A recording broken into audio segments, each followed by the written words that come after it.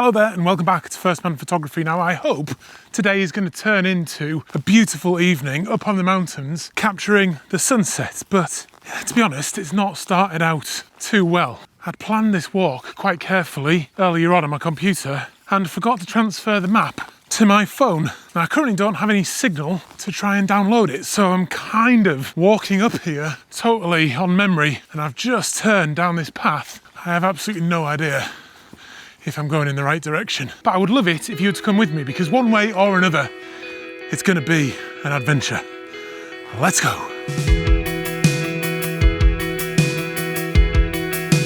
Before we get going today though, this video is sponsored by Squarespace. If you need a domain name, a website or an online store, make your next move with Squarespace.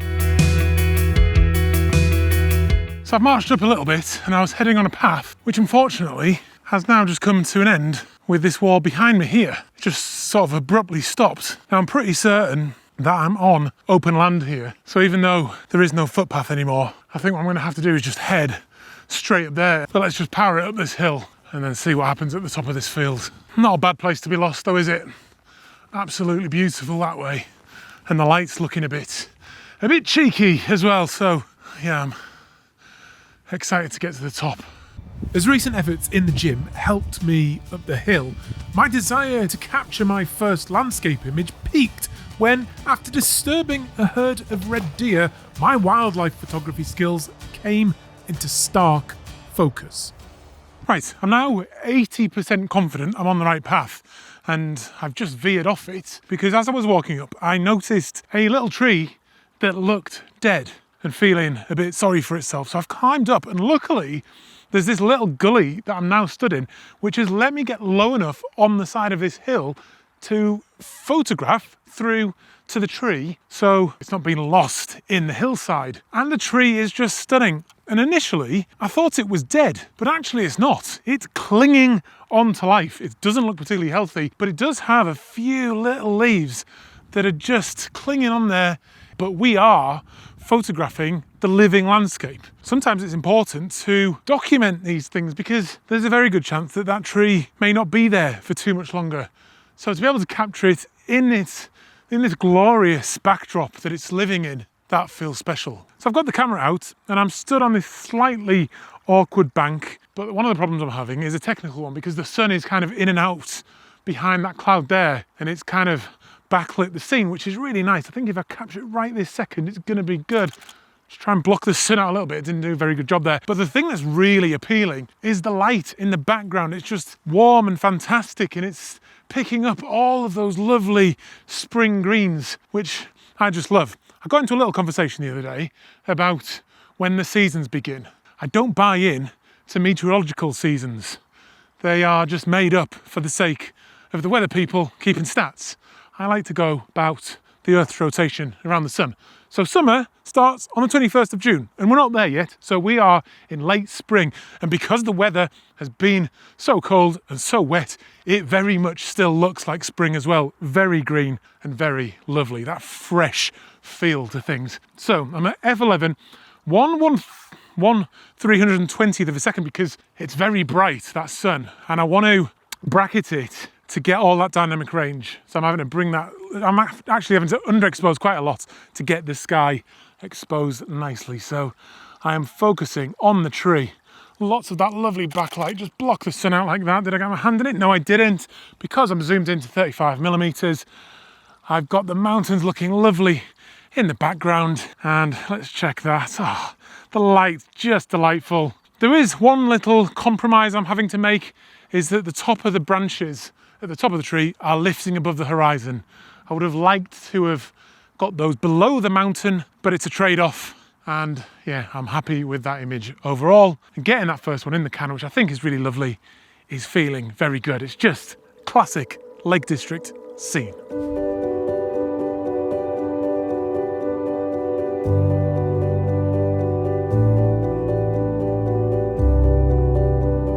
Right, after a much tougher than expected climb, I am approaching the top, but I'm surrounded by this beautiful cotton grass. I was thinking of making an image of it because it just looks great, but you've got to get quite close up to it Otherwise, it just looks like white blobs in the picture. And I wanted to get some of the backdrop in, which you can just get a quick sneak peek of over there. There's then a tarn down there, which looks good. But I want to just get to the top, this last little push to the top, because the light is just looking beautiful. The last few meters, the cairn comes into view. Let me spin you around so you can come with me. There we go, emerging onto the top. It's always such a lovely moment. And you're sharing it with me. The wind hits us, and there we go. Oh, yes. Just look at those views. Oh, and look at the light. It's just looking utterly fantastic. I'm out of breath. The shafts of light coming through, absolutely spectacular. Looks great on the mountain over there. Right, I'm gonna put you down, get the camera set up and try and make something.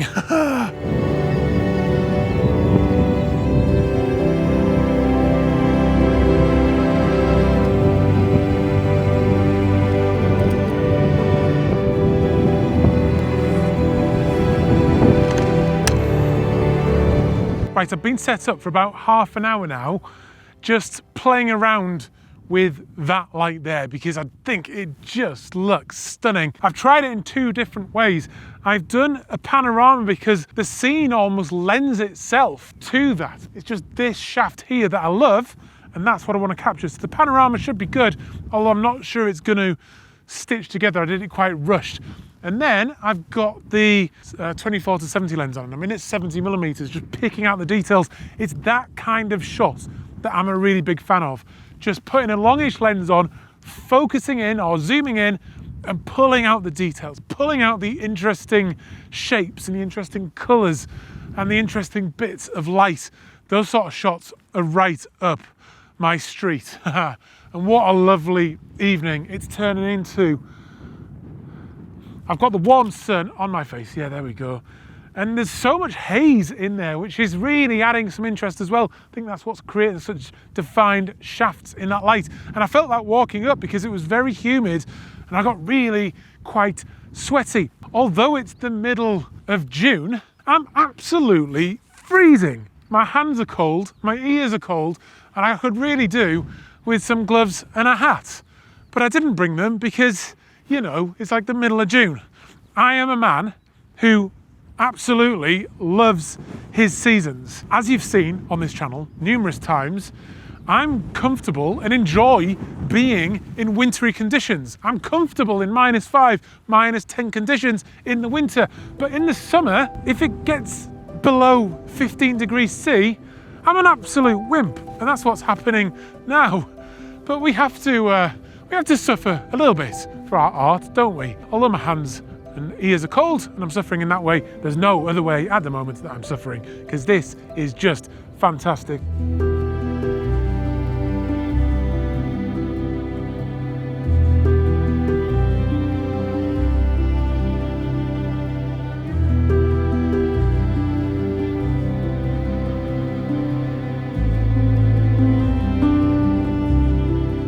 So I've got the camera set up behind me for what I hope is going to be a really nice sunset shot. But just while we wait for the sun to come down in the sky and it to warm up even further, as you know, this video is sponsored by Squarespace. And in my opinion, Squarespace is just the best place for photographers to build their own website. And I've been using them for years. And in fact, I have just started building a new website for myself because I like first-man photography. I think that is a good place for you to go, but I want a place to showcase my photography, to act as my online portfolio, somewhere that's going to be better than social media. And Squarespace is just the perfect place for that. You just go on there, type in what you want to use it for, in our case photography, and then they will present you with a series of templates. You just pick one that you like, and then you just put some of your images on there, a few of your words, and before you know it, you will have a unique and beautiful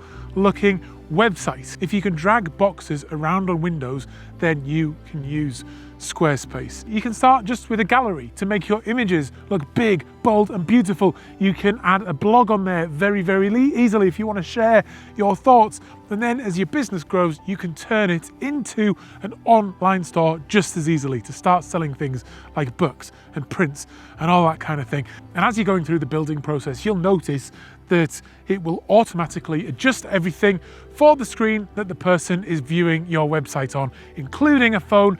And these days, you've got to be thinking phone first, and that's easy to do with Squarespace. I've used them for years. I've never looked back, so why not give them a try? Go to the link down below or squarespace.com to start your free trial today. Design a little website, and then if you like what you've created, use the offer code FIRSTMAN. That's right, tell them that I sent you there, and then we all win. You get 10% off your first purchase. Right, that light is warming up now, so let's get back over to the camera and see what we can do. When I run workshops and tours and things like that, and I have clients with me, one of the things I often tell them, and I guess it acts as a little bit of reassurance, is that when you're in a beautiful landscape like this, where seemingly there are images at every angle, sometimes it is the case that there isn't an image. A good scene on its own does not make an image, and I think that's the case with this view here of this tarn. Admittedly, it's a spectacular sight. You've got that warm evening light on it, you've got specks of white down there with the cotton grass, but it's not going to make a good photograph. Again, just because you've got good light doesn't necessarily mean you're going to get a good photo. Joe Cornish told me that, and I think it's very true. This scene here is just not going to work. I've played around with it, I've zoomed in, done a wide shot, and I just don't think it looks good. Sometimes you've just got to sort of accept that to our eyes it looks fantastic, you can sit and enjoy the moment, but getting a great shot may not be possible.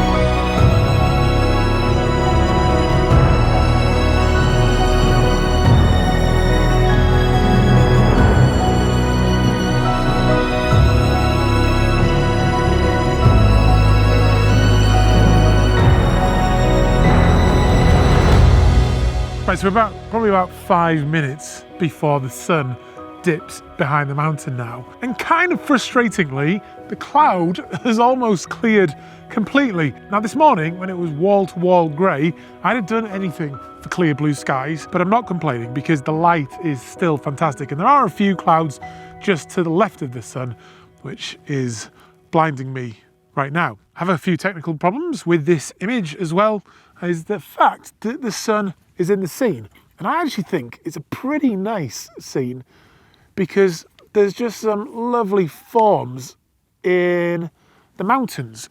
I've got the bit of cotton grass in the foreground because I'm at a really wide angle, well, not really wide, about 24mm actually, but because I'm shooting into the sun, I need to obviously bear that in mind that I'm going to get flare, so I want to control that. So two things I'm doing. Firstly, I'm shooting at f16 because I want to get that starburst effect. The more you stop down your aperture, the better the effect that has.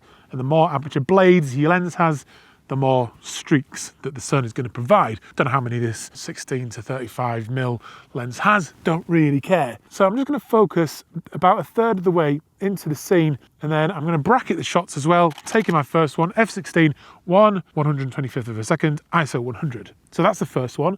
And then I'm going to use the thumb technique. So I'm just going to put my thumb in front of the lens, covering the sun, and then do it again and fire it off like that. So I'll show you that image in a minute. Yeah, it's been an interesting few weeks not posting to you. I think I posted once in about 6 weeks. And it's been a lovely little break, although I was getting a little bit stressed that I wasn't posting because I feel a certain duty towards people to sort of share these videos. And I know people probably don't think that's necessary, but that's just how I feel. And over the last few weeks, I've been doing other stuff. I did a couple of talks for Canon. I did a talk at Cambrian Cameras in Colwyn Bay at their little photo festival, which was fantastic. I love making these videos for people. I just don't love YouTube at the moment. I've been in touch with quite a few of you again who are using landscape photography to recover from trauma in their lives and difficult things in their lives, and it's just inspiring communicating with you. So please do make sure you comment down below, because yeah, hearing from you makes this whole thing worthwhile, and that is pretty much one of the only reasons I'm still making these videos. That's not true. I like making them, and I like sharing the adventures and telling stories, and I like doing that with my photos, and I like doing that with these videos. So as the sun dips behind the mountain, I'd just like to say thanks, and I will hike back down now and see you on another video again very, very soon. Here's that picture.